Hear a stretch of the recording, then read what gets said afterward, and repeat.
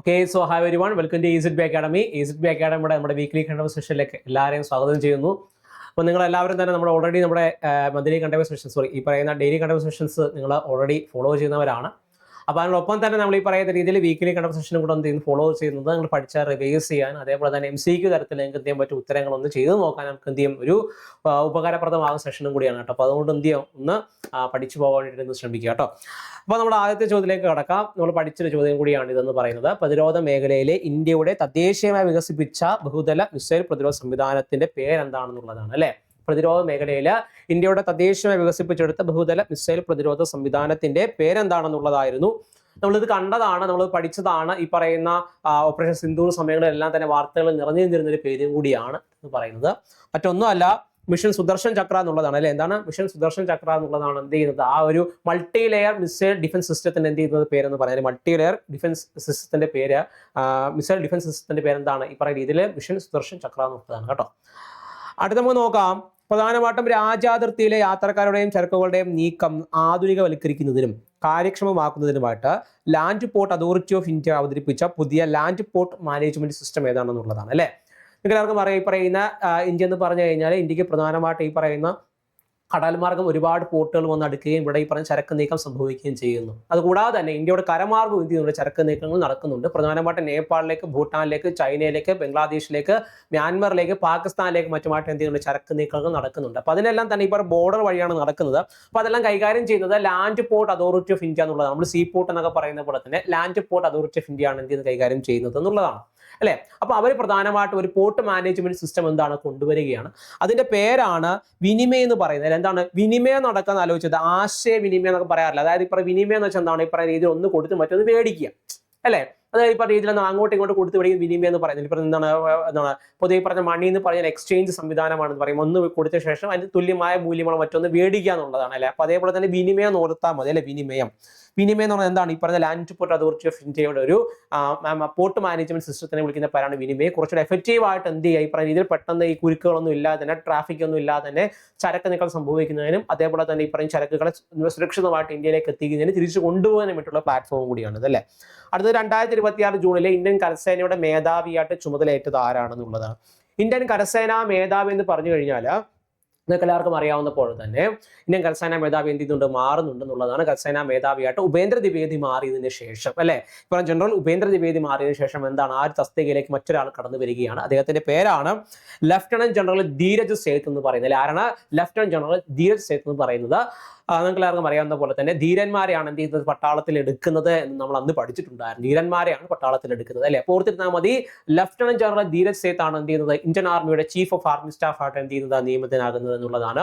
അതേപോലെ തന്നെ chief of defence staff എന്ന് പറഞ്ഞാൽ ആരാണ്, NS രാജസുബ്രഹ്മണ്യാണ് അല്ലെ. ആരാണ്, NS രാജസുബ്രഹ്മണ്യാണ് എന്ന് പറയുന്നത് ചീഫ് ഓഫ് ഡിഫൻസ് സ്റ്റാഫ് എന്ന് പറയുന്നത്. ചീഫ് ഓഫ് ആർമി സ്റ്റാഫ് എന്ന് പറയുമ്പോൾ ആരാണത്, ലെഫ്റ്റനന്റ് ജനറൽ ധീരജ് സേത്ത് ആണെന്നുള്ളതാണ് അല്ലെ. നേവി ചീഫിലേക്ക് വരുന്ന സമയങ്ങളിൽ ഈ പറയുന്നത് കൃഷ്ണ സ്വാമിനാഥൻ, അതേപോലെ തന്നെ എയർഫോഴ്സിലേക്ക് വരികയാണെങ്കിൽ AP സിംഗ് എന്നിവരാണ് എന്ത് ചെയ്യുന്നത്, അതിന്റെ തലപ്പത്തിരിക്കുന്നവരെന്ന് പറയുന്നത്. ഓക്കെ, അടുത്തത് institute four economics and piece പുറത്തിറക്കിയ 2026 ഗ്ലോബൽ പീസ് ഇൻഡെക്സിലെ ഇന്ത്യയുടെ സ്ഥാനം എത്രയാണെന്നുള്ളതാണ് അല്ലെ. ഈ പറയുന്ന രീതിയിൽ institute of economics and piece പുറത്തിറക്കിയ 2026 റിപ്പോർട്ട് പ്രകാരം ഗ്ലോബൽ പീസ് ഇൻഡെക്സിൽ ഇന്ത്യയുടെ സ്ഥാനം എന്ന് പറയുന്നത് 127 ആണെന്നുള്ളതാണ് അല്ലെ. 127 ആണെന്നുള്ളതാണ്. മുൻ വർഷങ്ങളിൽ 115 ഉണ്ടായിരുന്ന ഇന്ത്യ 2026 എത്തുമ്പോഴത്തേക്കും 127 സ്ഥാനത്തിലേക്ക് എന്ത് ചെയ്യുന്നുണ്ട്, പിന്തള്ളപ്പെടുന്നു എന്നുള്ളതാണ് അല്ലെ. ഒന്നാം സ്ഥാനത്തിലേക്ക് എത്തുന്നത് ഈ പറയുന്ന രീതിയിൽ ഐസ്ലാൻഡ് ആണ്. രണ്ടാം സ്ഥാനത്തേക്ക് എത്തുന്നത് ഏതാണ്, ഈ പറയുന്ന ന്യൂസിലൻഡ് ആണെന്നുള്ളതാണ് അല്ലെ. ആരാണത്, ന്യൂസിലൻഡ് ആണ് എന്ത് ചെയ്യുന്നത്, ഈ പറയുന്ന രണ്ടാം സ്ഥാനത്തേക്ക് എന്ത് ചെയ്യുന്നത്, എത്തപ്പെടുന്നത് എന്നുള്ളതാണ്. ഒന്നാം സ്ഥാനത്തേക്ക് ഐസ്ലാൻഡും രണ്ടാം സ്ഥാനത്തേക്ക് ന്യൂസിലൻഡും എത്തപ്പെടുന്നു. 127 സ്ഥാനത്തേക്ക് ആരെത്തപ്പെടുന്നു, ഇന്ത്യ എത്തപ്പെടുന്നു. 115 സ്ഥാനമായിരുന്നു തൊട്ട് മുമ്പ് എന്ത് ചെയ്യുന്നത്, ഇന്ത്യക്ക് എന്ന് പറയുന്നത്. അടുത്തത് 93 സ്വാതന്ത്ര്യം നേടിയ ശേഷം ഒരു ഇന്ത്യൻ പ്രധാനമന്ത്രി ആദ്യമായി സന്ദർശിക്കുന്ന രാജ്യം ഏതാണെന്നുള്ളതാണ്. ഏതാണ് ആ രാജ്യം എന്ന് പറഞ്ഞാൽ സ്ലോവാക്യാണ് അല്ലെ. നിങ്ങൾക്ക് എല്ലാവർക്കും അറിയാവുന്ന പോലെ തന്നെ 93 ചെക്കോസ്ലോവാക്യ എന്ന് പറയുന്ന രാജ്യം രണ്ടായി വിഭജിച്ചുകൊണ്ട് ചെക്ക് റിപ്പബ്ലിക്കും അതേപോലെ തന്നെ സ്ലോവാക്യ എന്ന് പറയുന്ന രണ്ട് രാജ്യമായിട്ട് മാറുന്നത്. നമ്മൾ അതിനെ ഈ പറഞ്ഞ വെൽവെറ്റ് റെവല്യൂഷൻ അല്ലെങ്കിൽ ഈ പറഞ്ഞ വെൽവെറ്റ് ഡിവോഴ്സ് എന്നൊക്കെ പേരിൽ എന്ത് ചെയ്യുന്നു, നമ്മൾ അറിയപ്പെടാറുണ്ട്. അപ്പോൾ അതിനുശേഷം ഒരു ഇന്ത്യൻ പ്രധാനമന്ത്രി എന്ത് ചെയ്യാണ്, ഈ പറയുന്ന രീതിയിൽ സ്ലോവാക്യ സന്ദർശിക്കുകയാണെന്നുള്ളതാണ്. അപ്പോൾ 93 സ്വാതന്ത്ര്യം കിട്ടിയതിനു ശേഷം ഒരു പ്രധാനമന്ത്രി, ഇന്ത്യൻ പ്രധാനമന്ത്രി ആദ്യം സന്ദർശിക്കുന്ന രാജ്യം എന്ന് പറഞ്ഞു കഴിഞ്ഞാൽ സ്ലോവാക്യ ആണെന്നുള്ളതാണ് അല്ലെ. അതിന്റെ ഭാഗമായിട്ട് സ്ലോവാക്യയിലെ പ്രസിഡന്റ് എന്ത് ചെയ്തിരുന്നു, ഈ പറയുന്ന ഇന്ത്യൻ പ്രധാനമന്ത്രി നരേന്ദ്രമോദിക്ക് അദ്ദേഹത്തിന് 33ാമത് ഹയസ്റ്റ് സിവിലിയൻ ഓണർ എന്ത് ചെയ്തു, നൽകിയിട്ട് ഉണ്ടായെന്നുള്ളതാണ്. നമുക്ക് എന്ത് ചെയ്യാൻ വരുന്ന വഴിക്ക് അത് പഠിക്കാം ഏതാണെന്നുള്ളത് കേട്ടോ. അടുത്തത് ഓക്കെ, അടുത്തത് എന്താണെന്ന് ചോദിച്ചു കഴിഞ്ഞാൽ ഓപ്പൺ AI കമ്പനിയുടെ ഏഷ്യ പസഫിക് ജപ്പാൻ മേഖലയുള്ള മാനേജിംഗ് ഡയറക്ടറുടെ നിയമിതനായിട്ടുണ്ടായിരുന്ന പാലക്കാട് സ്വദേശിനി ആരാണെന്നുള്ളതാണ്. ആരാണ് പറയുന്നത്? ഇതിൽ കിരൺമണിയാണ് അല്ലെ? ആരാണത്? കിരൺമണിയാണ് അതിന്റെ ഉത്തരമായിട്ട് വരുന്നത് അല്ലെ? ആരാണത്? കിരൺമണിയാണെന്നുള്ളത് ഓർത്തിരിക്കുക. അടുത്തത് ഗൂഗിളിന് ശേഷം ഇന്ത്യയിൽ തങ്ങളുടെ ആദ്യ AI ഡാറ്റാ സെന്റർ സ്ഥാപിക്കുന്നതിനായിട്ട് റിലയൻസ് ഇൻഡസ്ട്രീസുമായി കരാറിൽ ഏർപ്പെട്ട ടെക് കമ്പനി ഏതാണെന്നുള്ളതാണ് അല്ലെ? ഏതായിരിക്കാം പ്രധാനപ്പെട്ട ടെക് കമ്പനി എന്ന് പറയുന്നത്? ഗൂഗിളിന് ശേഷം ഇന്ത്യയിലേക്ക് വരുന്ന വലിയ പ്രധാനപ്പെട്ട ടെക് ഭീമൻ എന്ന് പറയുന്ന ആരാണത്? മെറ്റയാണ് അല്ലെ? ആരാണ്? മെറ്റയാണ്. ഗുജറാത്തിലാണ് എന്ത് ചെയ്യുന്നത് വരുന്നത്? റിലയൻസ് എന്ന് പറയുമ്പോൾ നമുക്ക് എല്ലാവർക്കും അറിയാം റിലയൻസിന്റെ പ്രധാനപ്പെട്ട കേന്ദ്രം എന്ന് പറയുന്നത് ഗുജറാത്താണ് അല്ലെ? ഇൻഡസ്ട്രിയൽ സെന്റർ എന്ന് പറയാൻ ഏതാണ് ഇപ്പൊ പറയുന്ന രീതി? ഗുജറാത്ത് ആണെന്നുള്ളതാണ്. അപ്പൊ അതുകൊണ്ട് തന്നെ അത് വരുന്നത് എവിടെയായിരിക്കാം? മെറ്റയുടെ ഈ പറയുന്ന രീതിയിൽ AI ഡാറ്റാ സെന്റർ വരുന്നത് ഗുജറാത്തിലാണെന്നുള്ളതാണ് അല്ലെ? അടുത്തത് ലിയോ 14 മാർപ്പാപ്പ ലോകത്ത് സമർപ്പിച്ച ലോകത്തിലെ ഏറ്റവും ഉയരം കൂടിയ ദേവാലയ ഗോപുരത്തിന്റെ പേര് അല്ലെ? ലിയോ മാർപ്പാപ്പ അദ്ദേഹം ഈ പറഞ്ഞ രീതിയിൽ ലോകത്തിന് സമർപ്പിച്ച ഏറ്റവും ഉയരം കൂടിയ ദേവാലയത്തിന്റെ പേര് എന്ന് പറഞ്ഞു കഴിഞ്ഞാൽ അത് ടവർ ഓഫ് ജീസസ് ക്രൈസ്റ്റ് എന്നുള്ളതാണ് അല്ലെ? ടവർ ഓഫ് ജീസസ് ക്രൈസ്റ്റിന്റെ ഏറ്റവും ഉയരം കൂടിയ ഒരു പള്ളി എന്നുള്ളതാണ് അല്ലെ? ടവർ ഓഫ് ജീസസ് ക്രൈസ്റ്റ് എന്നുള്ളതാണ്. വർഷങ്ങൾക്ക് മുമ്പ് 1880 സംതിങ് ആ സമയങ്ങളിലാണ് എൻ്റെ ഒരു പ്രവർത്തനം, അതായത് ഈ പറയുന്ന ബിൽഡിംഗ് എന്ത് ചെയ്യുന്നത്, കൺസ്ട്രക്ഷൻ തുടങ്ങുന്നത്. ഇപ്പോഴും എന്താണ് ഈ 2026 കൂടി തന്നെ അവസാനിക്കുന്നത്. അത്രയും വർഷങ്ങളായിട്ട് എന്ത് ചെയ്യുന്നുണ്ട്, അതിന്റെ കൺസ്ട്രക്ഷൻ നടക്കുന്നുണ്ടെന്നുള്ളതാണ്. ഇത് സ്പെയിനിലെ ബാഴ്സലോണയിലാണ് എന്ത് ചെയ്യുന്നത്, കാണപ്പെടുന്നുണ്ട്. എവിടെയാണ്? സ്പെയിനിലെ ബാഴ്സലോണയിലാണ് അല്ലെ? ബാഴ്സലോണയിലാണ് എന്ത് ചെയ്യുന്നത്, ഈ ഒരു പള്ളി കാണപ്പെടുന്നത് എന്നുള്ളതാണ് അല്ലെ? അടുത്തത് ഇന്ത്യ തദ്ദേശീയമായി വികസിപ്പിച്ച വിജയകരമായി പരീക്ഷിച്ച എയർ ടു എയർ മിസൈൽ സംവിധാനത്തിന്റെ പേരെന്താണെന്നുള്ളതാണ് അല്ലെ? ഇന്ത്യ തദ്ദേശീയമായി വികസിപ്പിച്ചെടുത്തതും വിജയകരമായി പരീക്ഷിച്ച എയർ ടു എയർ മിസൈൽ സംവിധാനത്തിന്റെ പേരാണ് രുദ്രം എന്ന് പറയുന്നത് അല്ലെ? എന്താണത്? രുദ്രം എന്നുള്ളതാണ് എന്ത് ചെയ്യുന്നത്, അതിന്റെ പേരെന്ന് പറയുന്നത്. രുദ്രം എന്നുള്ളതാണ്. എന്താണ്? രുദ്രം എന്നുള്ളതാണ് അതിന്റെ പേര്. ഓക്കെ. അടുത്തത് ഫുട്ബോൾ ലോകകപ്പ് ചരിത്രത്തിൽ ഏറ്റവും അധികം ഗോൾ നേടിയ ടീം ഏതാണെന്നുള്ളതാണ്. ഏതാണ് ആ ടീം? ആ ടീമാണ് ജർമ്മനി എന്ന് പറയുന്നത് അല്ലെ? ഏതാണ് ആ ടീം? ആ ടീമാണ് ജർമ്മനി എന്ന് പറയുന്നത്. ആദ്യമായിട്ട് നിങ്ങൾക്ക് എല്ലാവർക്കും അറിയാവുന്ന പോലെ തന്നെ 2026 ഫിഫ നടക്കുകയാണ്. 3 രാജ്യങ്ങളിലായിട്ടാണ് ഫിഫ നടക്കുന്നത്. മെക്സിക്കോ, അമേരിക്ക, കാനഡ എന്നീ പറയുന്ന 3 രാജ്യങ്ങളിലായിട്ടാണ് എന്ത് ചെയ്യുന്നത്, ഫിഫ നടക്കുന്നത് എന്നുള്ളതാണ്. ആദ്യത്തെ കളി നടന്നത് ആരൊക്കെ തമ്മിലായിരുന്നു? ഈ പറയുന്ന രീതിയിൽ സൗത്ത് ആഫ്രിക്കയും മെക്സിക്കോയും തമ്മിലാണ് എന്ത് ചെയ്യുന്നത്, ആദ്യത്തെ കളി നടക്കുന്നത് എന്നുള്ളതാണ്. അതുകൂടാതെ തന്നെ നമ്മൾക്ക് എല്ലാവർക്കും അറിയാവുന്ന പോലെ തന്നെ ഈ പറയുന്ന കളിക്ക് വേദിയായിട്ടുണ്ടായിരുന്ന സ്റ്റേഡിയം എന്ന് പറയുന്ന ആസ്റ്റക് സ്റ്റേഡിയമാണ് അല്ലെ? അതിന്റെ മ്യൂസിക് എന്ന് പറയുന്നത് ഡായ് ഡായ് എന്നുള്ളതായിരുന്നു മ്യൂസിക് എന്ന് പറയുന്നത് അല്ലെ? ഈ പറയുന്ന രീതിയിൽ എന്താണ് ബർണാബോ, അതേപോലെ ഷക്കീർ എന്നിവരാണ് എന്ത് ചെയ്യുന്നത്, ഗാനം ആലപിച്ചിട്ടുണ്ടായിരുന്നത്. അതിന്റെ കൂടെ തന്നെ ഈ പറയുന്ന 3 അതിന് മസ്കറ്റ്സുകളെ കൂടെ എന്ത് ചെയ്യുക, ഓർത്തിരിക്കുക. Okay.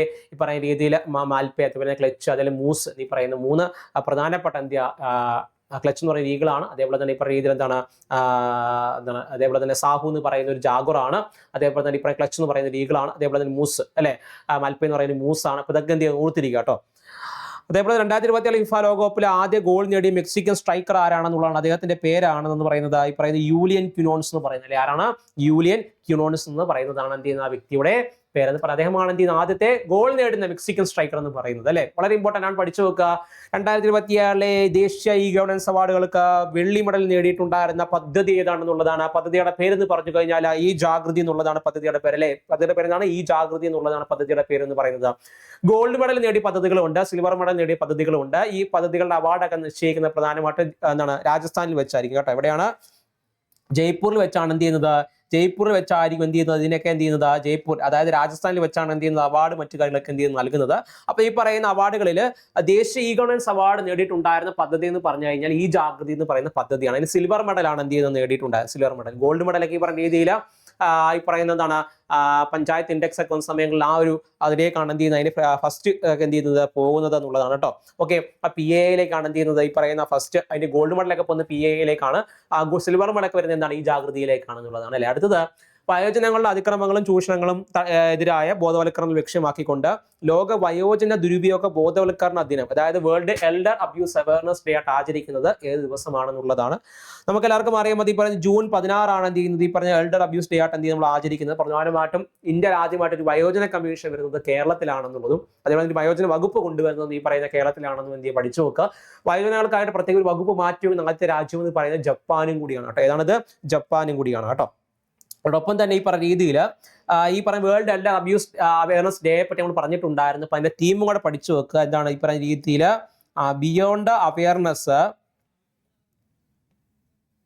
Okay, beyond awareness make elder abuse,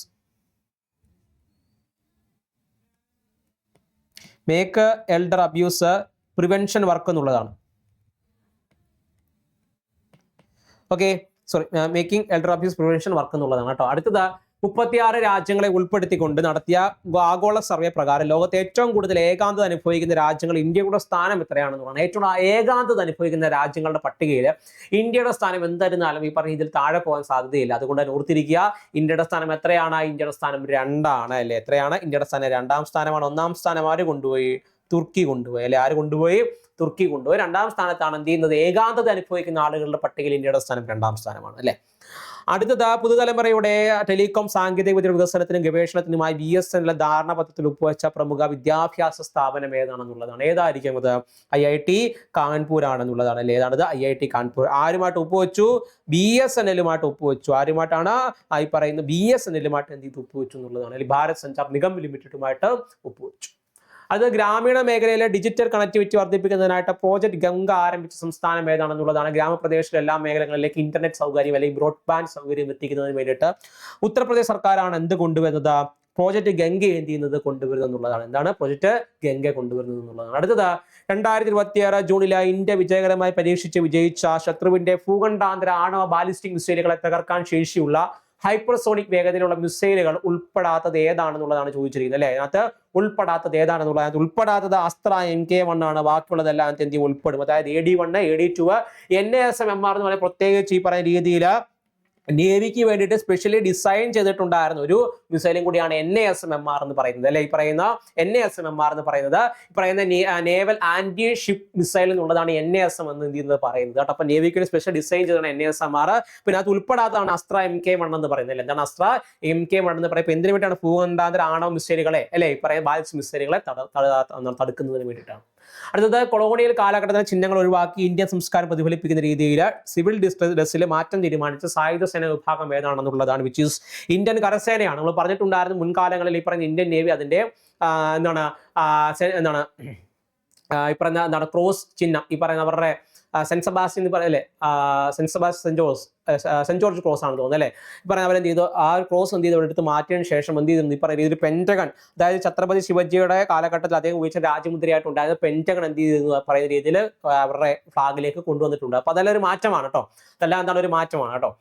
അടുത്തത് ഈ പറയുന്ന ഇന്ത്യ തദ്ദേശീയമായി വികസിപ്പിച്ച ഒഡീഷ തീരത്ത് ഡോക്ടർ APJ അബ്ദുൽ കലാം ദ്വീപില വിജയകരമായി പരീക്ഷിച്ച 1500 കിലോമീറ്റർ ദൂരപരിധിയുള്ള long range land attack cruise മിസൈലിന്റെ പേരാണ് LRLACM എന്ന് പറയുന്നത് അല്ലെ? എന്താണ് ഈ പറഞ്ഞ long range long range land attack cruise missile എന്ന് പറയുന്നത്. Long range land attack cruise missile എന്ന് പറഞ്ഞാൽ തന്നെ പെട്ടെന്ന് പിടി കിട്ടും. കാരണം അതിന്റെ ഒരു ഷോർട്ട് ഫോം ആണ് അവിടെ നൽകിയിട്ടുള്ളത്. Long range land attack cruise missile which is LRLACM എന്നുള്ളതാണ്. LRLACM എന്നുള്ളതാണ്. അടുത്തത് സ്ലോവാക്യയുടെ പരമോന്നത സിവിലിയൻ ബഹുമതിയായിട്ടുണ്ടായിരുന്ന order of the white double cross ലഭിച്ചത് ആർക്കാണെന്നുള്ളത് നമ്മൾ ഓൾറെഡി പറഞ്ഞു കഴിഞ്ഞു. ആർക്കാണ്? സ്ലോവാക്യ സന്ദർശിച്ച ഇന്ത്യൻ പ്രധാനമന്ത്രി അത് നരേന്ദ്രമോദി ആണെന്നുള്ളത്. അതുകൊണ്ട് തന്നെ അദ്ദേഹത്തിന് 33ാമത് ഹോണർ ആണ് എന്ത് ചെയ്യുന്നത്? ഇപ്പോൾ ലഭിക്കുന്നത്. പ്രധാനമായിട്ട് തൊട്ട് മുമ്പ് ഈ പറയുന്ന രീതിയിൽ നോർവീജിയൻ ഓർഡർ ഓഫ് മെറിറ്റ്, അതേപോലെ തന്നെ ഈ പറയുന്ന രീതിയിൽ ഓർഡർ ഓഫ് പോൾസ്റ്റർ എന്നിവ എന്ത് ചെയ്തിരുന്നു? അദ്ദേഹത്തിന് ലഭിച്ചിട്ടാണ് ഇന്ത്യയിലേക്ക് തിരിച്ചു വന്നത്. ഇപ്പൊ എന്ത് കിട്ടി? അദ്ദേഹത്തിന് order of the white double cross എന്ത് ചെയ്തു? അദ്ദേഹത്തിന് ലഭിച്ചു എന്നുള്ളതാണ്. അടുത്ത് നോക്കുകയാണെങ്കിൽ 2026 ജൂണിൽ കേന്ദ്ര വാണിജ്യ മന്ത്രാലയം റബ്ബർ ബോർഡിന്റെ ചെയർമാനായിട്ട് നിയമിച്ച വ്യക്തി ആരാണെന്നുള്ളത്. റബ്ബർ ബോർഡിന്റെ ചെയർമാനായിട്ട് നിയമിച്ച വ്യക്തി N ഹരിയാണ് അല്ലെ? ആരാണത്? N ഹരിയാണെന്നുള്ളതാണ്. N ഹരിയാണ് എന്ത് റബ്ബർ ബോർഡിന്റെ ചെയർമാനായിട്ട് എന്ത് ചെയ്യുന്നത്? നിയമിച്ചിട്ടുണ്ടായിരുന്നത് അല്ലെ? റബ്ബർ ബോർഡ് എന്ന് പറഞ്ഞാൽ കോട്ടയത്താണ് റബ്ബർ ബോർഡിന്റെ ആസ്ഥാനം എന്ന് പറയുന്നത്.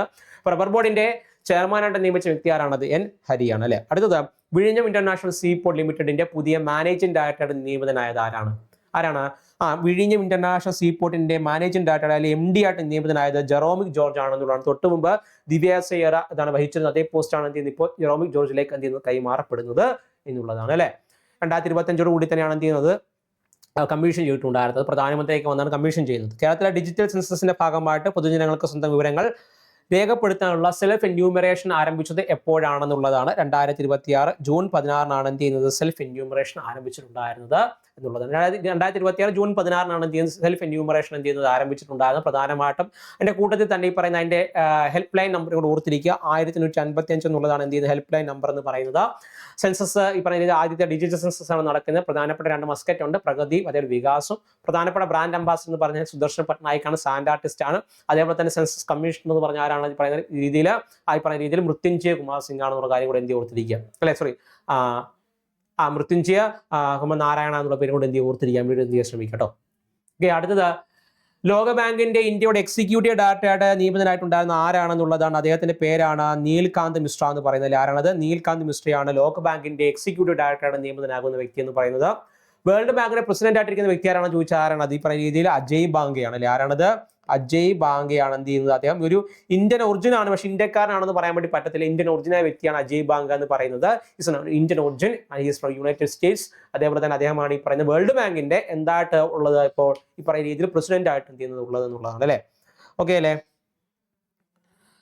ഓക്കെ, നമുക്ക് അടുത്ത ചോദ്യം നോക്കാം. അടുത്ത ചോദ്യം എന്ന് പറയുന്നത് കേരളത്തിലെ ആരോഗ്യ മേഖലയെ ബാധിക്കുന്ന വെല്ലുവിളികളും പ്രതിസന്ധികളും പരിഹരിക്കുന്നതിനായിട്ട് പൊതുജനങ്ങളുമായി നേരിട്ട് സംവദിക്കുന്നതിനുമായിട്ട് എന്ത് ചെയ്യുന്നത് ആരോഗ്യ വകുപ്പ് ആരംഭിച്ച ജനസമ്പർക്ക പരിപാടിയുടെ പേരാണ് കായകൽപ്പം എന്ന് പറയുന്നത്. എന്താണ് കായകൽപ്പം എന്ന് പറഞ്ഞു കഴിഞ്ഞാൽ ആരോഗ്യ വകുപ്പ് മന്ത്രിയുടെ പേരെന്താണ്?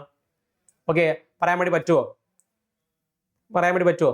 ആരാണ്? മുരളീധരനാണ്. പന്നിന്ത്യ താഴെ കമന്റ് ആയിട്ട് അറിയിക്കുക കേട്ടോ. ഓക്കെ, ഈ പറഞ്ഞ രീതിയിൽ ആരോഗ്യം അതേപോലെ ദേവസ്വം കൈകാര്യം ചെയ്യുന്ന മന്ത്രി ആരാണ്? ഈ പറഞ്ഞ മുരളീധരനാണ്. പുള്ളിയുടെ പേര് എന്ത് ചെയ്യും? താഴെ കമന്റ് ആയിട്ട് ഇടുക കേട്ടോ. അപ്പൊ അതേപോലെ തന്നെ അടുത്തത് മരുഭൂവൽക്കരണത്തിനും വരൾച്ചയും പ്രതിരോധിക്കാനുള്ള ലോക ദിനമായ ജൂൺ 17, 2026 പ്രമേയം എന്തായിരുന്നു എന്നുള്ളതാണ് അല്ലെ. ജൂൺ 17 ഈ പറയുന്ന മരുഭൂവൽക്കരണത്തെ വരൾച്ചയും പ്രതിരോധിക്കുന്ന ലോക ദിനം എന്ന് പറയുന്നത്. റേജ് ലാൻസർ റെക്കഗ്നൈസ് റെസ്പെക്ട് ആൻഡ് റീസ്റ്റോർ എന്നുള്ളതാണ്. അതായത് പ്രധാനമായിട്ടും പറയുകയാണെങ്കിൽ ഈ പറയുന്ന പുൽമേടുകൾ തിരിച്ചറിയുക, ബഹുമാനിക്കുക, പുനഃസ്ഥാപിക്കുക. പുൽമേടുകൾ തിരിച്ചറിയുക, ബഹുമാനിക്കുക, പുനഃസ്ഥാപിക്കുക എന്നുള്ളതാണ് എന്ത് ചെയ്യുന്നത് അർത്ഥമായിട്ട് വരുന്നത്. അടുത്ത 2026 മൊണോക്കോ ഗ്രാൻഡ് പ്രീ ഫോർമുല 1 മത്സരത്തിന് ജേതാവായത് ആരാണ്? ഈ പറയുന്ന രീതിയിൽ കിമി ആന്റണല്ലിയാണ്. അല്ലെങ്കിൽ മെഴ്സിഡീസ് ബെൻസിന് വേണ്ടിയിട്ടായി ഇറങ്ങിയിട്ടുണ്ടായിരുന്ന വെറും 19 വയസ്സുകാരനായിട്ടുണ്ടായിരുന്ന ഇറ്റാലിയൻ കളിക്കാരനാണ്, ഇറ്റാലിയൻ റേസറാണ് ആരെന്ന് പറയുന്നത് കിമി ആന്റണല്ലി എന്ന് പറയുന്നത്. ഹിസ് എൻ ഇറ്റാലിയൻ ആൻഡ് അദ്ദേഹം എന്താണ് ഈ പറയുന്ന രീതിയിൽ ആർക്ക് വേണ്ടിയിട്ടാണ് ഇറങ്ങിയത്? ആർക്കാണ്? മെക്ലാരന് വേണ്ടിയിട്ടാണോ? BMW വേണ്ടിയിട്ടാണോ? അല്ല. ആൽപൈന് വേണ്ടിയിട്ടാണോ? അല്ല. ആർക്ക് വേണ്ടിയിട്ടാണ്? മെഴ്സിഡീസിന് വേണ്ടിയിട്ടാണ് എന്ത് ചെയ്യുന്നത് ഇറങ്ങിയിട്ടുണ്ടായിരുന്നത് അല്ലെ. അടുത്തത് പട്ടികജാതി വിഭാഗത്തിലുള്ള സാമൂഹിക സാമ്പത്തിക പുരോഗതി ലക്ഷ്യമിട്ടുകൊണ്ട് കേന്ദ്ര സാമൂഹിക ശാക്തീകരണ മന്ത്രാലയം പുറത്തിറക്കിയ മൊബൈൽ ആപ്ലിക്കേഷന്റെ പേര് എന്താണെന്നുള്ളതാണ്. അതിന്റെ പേരാണ് PM അജയ് എന്ന് പറയുന്നത് അല്ലെ. എന്താണ് PM അജയ് എന്ന് പറയുന്നത്? അവർക്ക് വേണ്ടിയിട്ട് ഈ പറയുന്ന മാനുഫാക്ചറിംഗ് മേഖലയ്ക്ക് ആയിക്കോട്ടെ, മറ്റു പറയുന്ന അവരുടെ സാമൂഹിക സാമ്പത്തിക വികസനത്തിനൊക്കെ വേണ്ടിയിട്ടാണ് എന്ത് ചെയ്യുന്നത് പ്രധാനമായിട്ടും PM അജയ് എന്ത് ചെയ്യുന്നത് ലക്ഷ്യം വെക്കുന്നത് എന്നുള്ളതാണ്. PM അജയ് എന്ന് പറയുന്നത് വളരെ ഇമ്പോർട്ടന്റ് ആണ്. പഠിച്ചു വെക്കുക. SSC, RRB, റെയിൽവേ പരീക്ഷകൾക്കായാലും PSC പരീക്ഷകൾക്കായാലും ഈ പറയുന്ന PM സ്കീമുകൾ എന്താണ് വളരെ ഇമ്പോർട്ടന്റ് ആണ്. PM അജയ് എന്ന് പറഞ്ഞാൽ അതിലേറെ ഇമ്പോർട്ടൻസ് ഉള്ള കാര്യമാണ്. പഠിച്ചു വെക്കുക PM അജയ്. അതേപോലെ തന്നെ ഇപ്പോൾ സ്റ്റാൻഡപ്പ് ഇന്ത്യ പ്രോഗ്രാംസ് ഒക്കെ എന്താണ് വളരെ ക്രൂഷ്യലാണ് കേട്ടോ. ഓക്കെ, അപ്പോൾ അതെന്തെങ്കിലും ഓർത്തിരിക്കുവേ. അതേപോലെ മറ്റൊരു ചോദ്യം കൂടെ നോക്കാം. ഇന്ത്യയിലെ ദേശീയ വായനാ ദിനമായിട്ട് ആചരിക്കുന്നത് ഏത് ദിവസമാണെന്നുള്ളതാണ്. ദേശീയ വായനാ ദിനം ഇന്നലെ ആയിരുന്നു, നമ്മൾ പഠിച്ചു വെച്ചതാണ് അല്ലെ. ഈ പറയുന്ന രീതിയിൽ ജൂൺ 19 എന്ത് ചെയ്യുന്നത് ഈ പറയുന്ന ദേശീയ വായനാ ദിനമായിട്ട് എന്ത് നമ്മൾ ആചരിക്കുന്നത് എന്നുള്ളതാണ്. എന്ത് ചെയ്യുക, നോട്ട് ചെയ്ത് വെക്കുക. നമ്മളെപ്പോഴും ക്ലാസ് തുടങ്ങിയ സമയങ്ങളിലെ നമ്മൾ പറഞ്ഞിട്ടുണ്ടായിരുന്നതാണ്. ഈ പറഞ്ഞ വായന എന്ന് പറഞ്ഞാൽ വളരെ ഇമ്പോർട്ടൻ്റ് ആണ് അല്ലേ. ഈ പറയുന്ന രീതിയിൽ നമ്മൾ കേട്ടിട്ടുണ്ട്. വായിച്ചാലും വളരും, വായിച്ചില്ലേലും എന്ത് ചെയ്യും വളരും, വായിച്ചാലും വിളയും, വായിച്ചില്ലേലും എന്ത് ചെയ്യും വളയും എന്നുള്ളതാണ്. ഓക്കെ, അപ്പോൾ ഒരുപാട് മാറ്റങ്ങൾ കൊണ്ടുവരാൻ ഈ പറഞ്ഞ വായനയ്ക്ക് സാധിക്കും. അതേപോലെ തന്നെ നിങ്ങൾ എന്ത് ചെയ്യുക, നല്ല രീതിയിൽ വായിക്കുക. അതേപോലെ പഠനം എന്ത് ചെയ്യുക, നല്ല രീതിയിൽ മുന്നോട്ടേക്ക് കൊണ്ടുപോകുക. നിങ്ങളുടെ അഭിപ്രായങ്ങളെല്ലാം താഴെ കമൻറ്റായിട്ട് അറിയിക്കുക. അതേപോലെ തന്നെ എന്ത് ചെയ്യുക, ഒരു MCQ രീതിയിൽ എടുത്താൽ മതി കേട്ടോ. കാര്യങ്ങളൊക്കെ ഒന്ന് പഠിച്ചു പോകുന്നതിന് വേണ്ടിയിട്ട്, പെട്ടെന്ന് റിവൈസ് ചെയ്യുന്നതിന് വേണ്ടിയിട്ടുമാണ് എന്ത് ചെയ്യുന്നത് ഇത്തരം സെക്ഷൻ നമ്മൾ കണ്ടക്ട് ചെയ്യുന്നത്. ഡീറ്റെയിൽഡായ സെക്ഷൻസ് എല്ലാം നമ്മൾ എന്ത് ചെയ്യുന്നു ഡെയിലി കണ്ടക്ട് ഫെസിൽ പോകുന്നതാണ്. നിങ്ങൾക്ക് പെട്ടെന്ന് ഒന്ന് ഈ പറയുന്ന ഇതിൽ ഒരു കാര്യം, അല്ലെങ്കിൽ ഈ പറയുന്ന ഒരു ആഴ്ച നടക്കുന്ന കാര്യങ്ങളെല്ലാം പെട്ടെന്ന് ഒന്ന് റിവൈസ് ചെയ്ത് പോകാൻ താല്പര്യപ്പെടുന്നവരാണെങ്കിൽ നിങ്ങൾക്ക് ഏറ്റവും അനുയോജ്യമായ സംവിധാനമാണ് ഈ വീക്കിലി കണ്ടക്ട് ഫെസ്റ്റ് എന്ന് പറയുന്നത് കേട്ടോ. ഒന്ന് ഫോളോ ചെയ്യുക. അഭിപ്രായങ്ങളെല്ലാം താഴെ കമന്റായിട്ട് അറിയിക്കാൻ ശ്രമിക്കുക. അപ്പോൾ അതുവരെ എല്ലാവർക്കും ബൈ, താങ്ക് യു. വീണ്ടും കാണാം. Thank you.